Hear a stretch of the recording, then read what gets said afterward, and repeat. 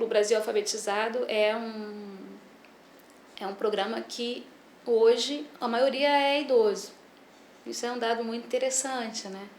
De que as pessoas estão, enfim, saindo de casa, rompendo com aquela perspectiva de que tem que morrer, deixar ficar em casa para morrer em paz, né? Como a gente já...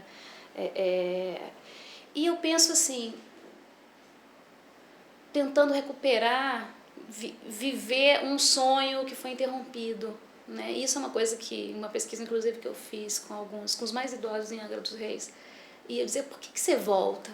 Né? Isso me gerava curiosidade, por que você volta? Né? Já viveu tantos anos na vida, criou os filhos e tal. É um sonho que eu tinha, um sonho de aprender a ler e escrever, de poder ler minhas próprias coisas, né? De poder ter autonomia para fazer algumas coisas que são muito da vida cotidiana, né?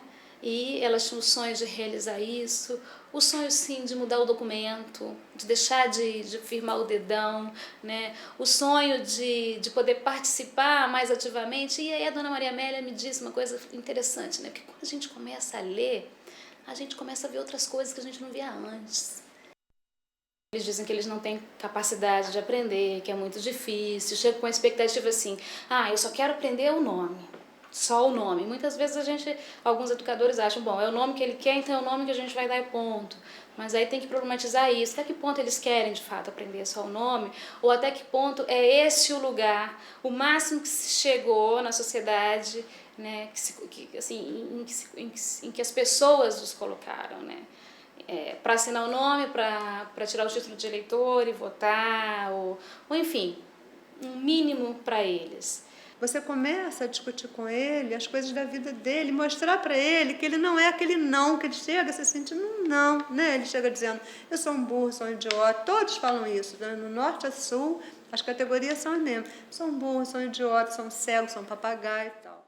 Ele começa a ver que tem uma legislação, que ele não é o burro dessa história, o burro é o outro, né? E ele é uma coisa tão impressionante, eles às vezes chegam com roupas muito simples, de sandalinha, de repente a gente vai vendo assim uma transformação e procura o dentista e vai arrumar os dentes e vem para a escola tudo bonito e não sei o que e põe. A gente vai vendo, isso é físico, às vezes até a postura mesmo assim muda uma coisa no corpo, no olhar, né? Então a gente vai sentindo que ele mesmo vai percebendo que ali tem uma coisa muito legal para ele, mesmo que às vezes ele também aprenda a ler. E a senhora pode me dizer por que a senhora não estudou quando era mais jovem? Porque eu trabalhava na roça. Trabalhava na roça? E você não chegou a começar a estudar? Eu estudava de noite, mas não dava tempo que eu trabalhava e estudava. Aí eu desisti. Não, nunca estudei assim, ficar 1 ano, 2 anos, nunca fiquei. Fiquei só assim, mais ou menos um período de 15 dias, mais ou menos uns 3 meses, assim, 15 dias somente, entendeu? Porque trabalhava na roça, então não dava tempo, porque era aula de noite, era tempo aquela Mobral, lá pro lado do Nordeste, o pessoal se oferecia para os analfabetos. Então aquela professora dava aula à noite, mas sendo que é naquele livro que tinha antigamente de assoletar, então, essas coisinhas assim, tudo dentro. Não foi assim definitivo pegar diploma, essas coisas de ter nível de escolaridade. Então vim aprender aqui no Rio, assim, por exemplo, comprar jornal, começar a soletar, sem saber, fazer algumas coisinhas, então comecei a ler um pouquinho. Eu as vejo como pessoas extremamente corajosas. Por quê? Enfrentar o preconceito, né? Enfrentar o seu próprio cansaço, enfrentar, enfim, uma série de adversidades para depois de uma jornada intensa de trabalho, fazendo faxina ou trabalhando no canteiro de obras, ou enfim, enfrentar uma sala de aula, sentar num banco da escola, haja coragem, porque nós mesmos, por muito menos, nos encolhemos. É um discurso contraditório. Essa mesma pessoa que diz, não, eu não posso, é essa pessoa que está lá. E como diz a Dona Maria Joaquina, eu não faio, minha filha, todo dia eu vou. Eu não falho. Não faltava aula, 76 anos de idade.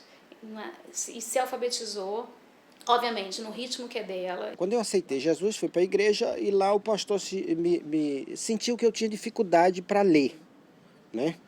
Aí ele me deu assim algumas dicas. Ele falou: você começa a ler pelos Salmos, que é poesia, é uma leitura mais suave, e você vai entender melhor. Por que a senhora resolveu voltar a estudar? Para me aprender mais e ficar sabendo das coisas, porque tudo que eu aprendi quando eu estudava de noite eu esqueci.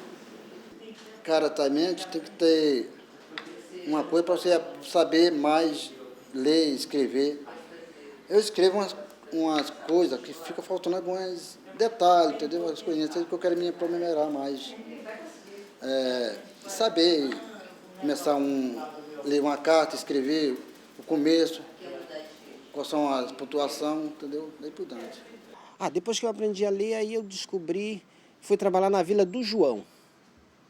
Então, na Vila do João, eu descobri um cavalheiro da cultura chamado Dernival Pereira Santos.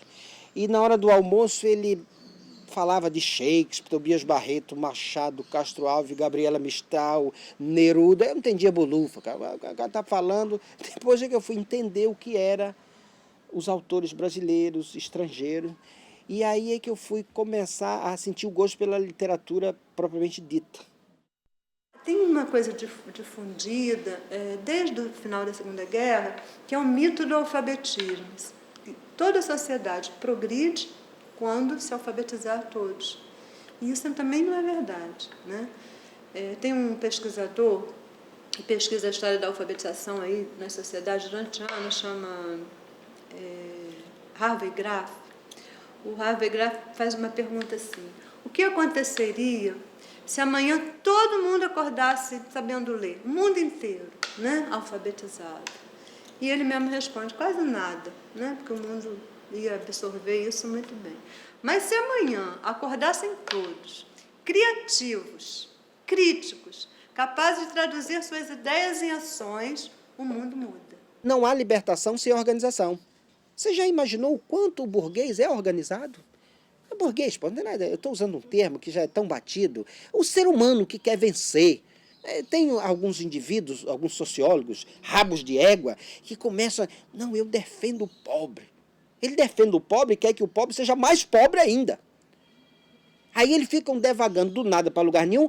O indivíduo que está lá no morro ou na favela, ele quer comer caviar. Ou não quer? Ele quer morar na Vieira Solto.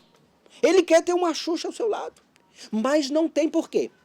Porque o grupo minoritário está ali com um ferrão empurrando ele para uma berlinda, ou seja, para um abismo. O abismo do não ler, o abismo do não se encontrar, o abismo do não se organizar. Olha, eu não uso a palavra analfabeto, porque é uma palavra baixo astral, de origem grega, e que no Brasil é usada para rotular pessoas. Fulano é analfabeto, não serve para nada. E é o contrário. Você nasce com o alfabeto, certo? Quando você chega ao mundo, chora.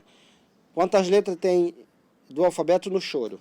Então você vem com ele dentro de você. Agora você depois tem que aprender a desenhar as letrinhas, aí vem mecanicamente e tal, certo? E por aí. A posição do analfabeto hoje na sociedade brasileira é a pior possível, porque a gente vive numa sociedade excludente, onde só o saber que vale é só o saber letrado, não é? O saber que não está nos livros, que não está nas academias,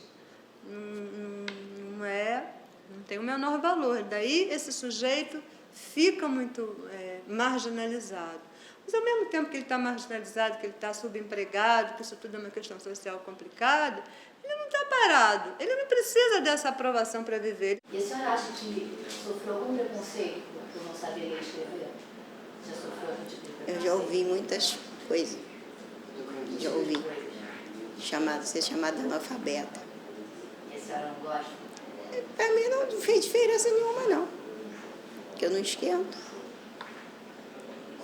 E o senhor acredita que essas pessoas que têm o intelecto não lapidado, elas têm um lugar mais baixo na sociedade? Não, elas não têm. Eu vou lhe responder isso com uma frase do primeiro antropólogo social brasileiro, que foi Manuel Bonfim. Quando escreveu o livro América Latina na França, em 1903, ele lançou... Quando ele chegou na França para fazer um trabalho de pesquisa, os europeus o encostaram na parede dizendo, olha, o latino-americano é um parasita, não serve para nada. Ele falou, alto lá, o latino-americano, o negro e o índio, ele não é um parasita, nem é inferior. Ele foi inferiorizado pela burguesia de plantão, que levou para a América só a prática do roubo, a prática do gatuno, só isso. O que vocês levaram para lá? Agora, o negro e o índio, não, eles são capazes e inteligentes.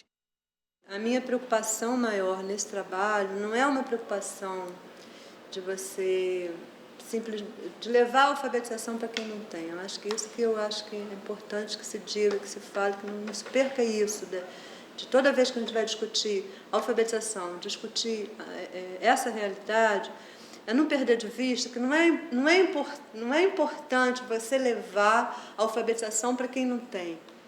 O importante é você trazer para o mundo dos alfabetizados, para o mundo dos letrados, as alternativas de vida, as soluções, o acumulado, a experiência das pessoas que não sabem ler e escrever.